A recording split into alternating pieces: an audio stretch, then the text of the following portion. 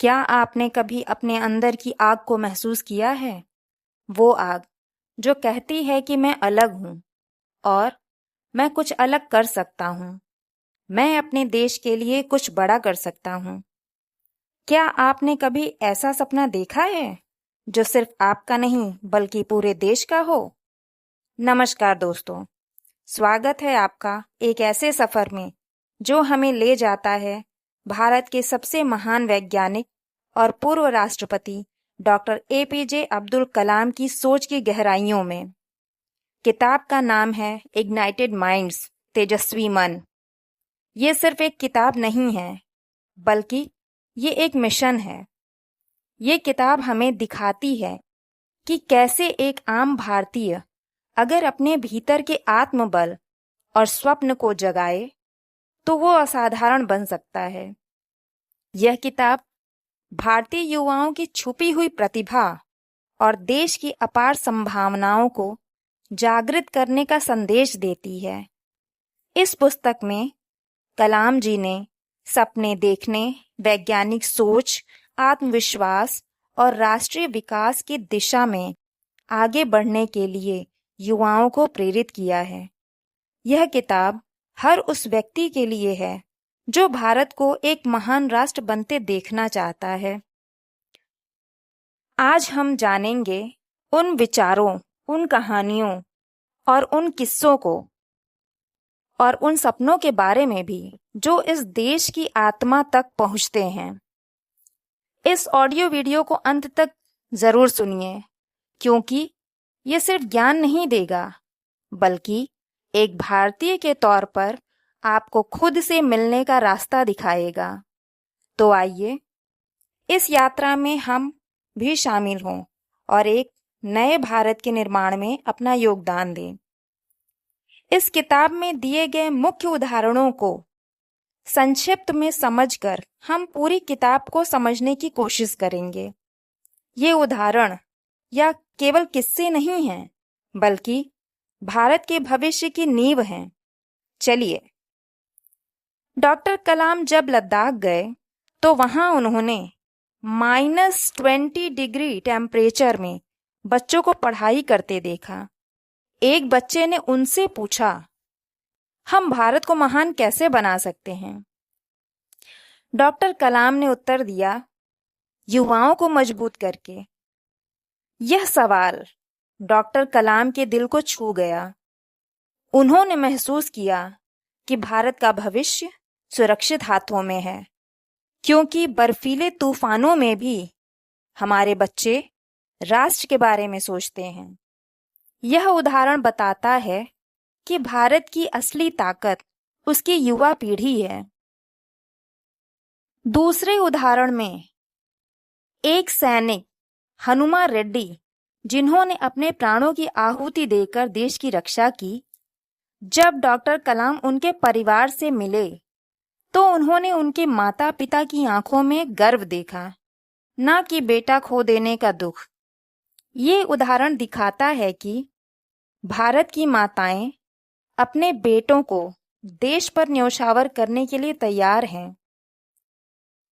अगला उदाहरण है जब एक झुग्गी में रहने वाले छोटे बच्चे ने कलाम जी से बात की और उस बात के दौरान उसने कलाम जी से कहा, मैं वैज्ञानिक बनना चाहता हूँ ताकि मैं गरीबी मिटा सकूं। ये उदाहरण हमें बताता है कि सपनों को उड़ान देने के लिए पैसों की नहीं, हौसले की जरूरत होती है। अगला उदाहरण, डॉक्टर कलाम ने सिद्ध गंगा मठ के संत से मुलाकात की, जिनकी उम्र 100 वर्ष से ज्यादा थी। फिर भी वे हजारों बच्चों को मुफ्त शिक्षा दे रहे थे। यहाँ डॉक्टर कलाम ने सीखा कि विज्ञान और अध्यात्म मिलकर ही समाज का निर्माण कर सकते हैं। अगला उदाहरण है कि कैसे वैज्ञानिकों की टीम ने गुप्त रूप से पोखरण में परमाणु परीक्षण को सफलतापूर्वक अंजाम दिया। ये दिखाता है कि जब देशभक्ति और विज्ञान एक साथ चलते हैं तो भारत दुनिया में अपनी मजबूत पकड़ और पहचान बनाता है। एक बार कलाम साहब कश्मीर के बच्चों से मिले। बात करने पर बच्चों ने उनसे कहा, हमें बंदूकें नहीं चाहिए, हमें लड़ाई नहीं चाहिए, हमें युद्ध नहीं चाहिए, हमें किताबें चाहिए, हमें कंप्यूटर चाहिए, हमें शिक्षा चाहिए। यह बात कलाम जी की आंखों को नम कर गई। कश्मीर जैसे संघर्ष वाले क्षेत्र में भी बच्चों की यह सोच, बच्चों का सपना कुछ अलग ही दुनिया में ले गया उन्हें। अगले उदाहरण में कलाम साहब ने मदर टेरेसा से मुलाकात का जिक्र करते हुए कहा कि सच्चा राष्ट्र निर्माण वहीं होता है जहां सेवा भावना हो। यह हमें सिखाता है कि नेता बनना है तो पहले सेवक बनो। तो दोस्तों, ये थे कुछ चुनिंदा उदाहरण संक्षिप्त में। वैसे तो इस पूरी किताब में कई किस्से, कई उदाहरण, कई कहानियां हैं। वस्तुतः ये कहानियां डॉक्टर कलाम के सच्चे अनुभव पर आधारित हैं। पूरे भारत में जगह जगह जाकर उन्होंने युवाओं, बच्चों, विद्यार्थियों, जनसाधारण तथा अन्य लोगों से जो बातचीत की, जो वार्ताएं की, उन्हीं वार्ताओं के कुछ अंश इस किताब में समाहित किए गए हैं। तो इतना सुनने के बाद हम किस निष्कर्ष पर पहुंचते हैं?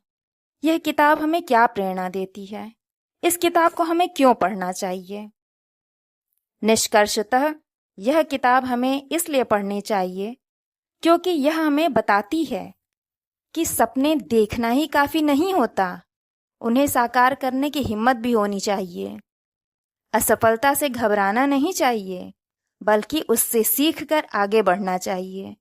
विज्ञान, शिक्षा और आत्मविश्वास के जरिए हम राष्ट्र निर्माण में अपना योगदान दे सकते हैं।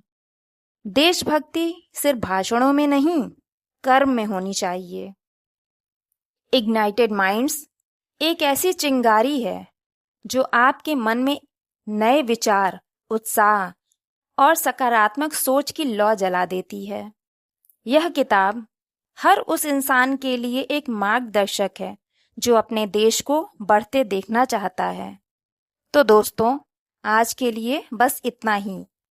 अगर आपको ये ऑडियो वीडियो पसंद आया है तो वीडियो को लाइक, शेयर और सब्सक्राइब करें। मिलते हैं अगले वीडियो में। तब तक के लिए सपने देखिए और उन्हें साकार करने की हिम्मत रखिए। जय हिंद, जय भारत।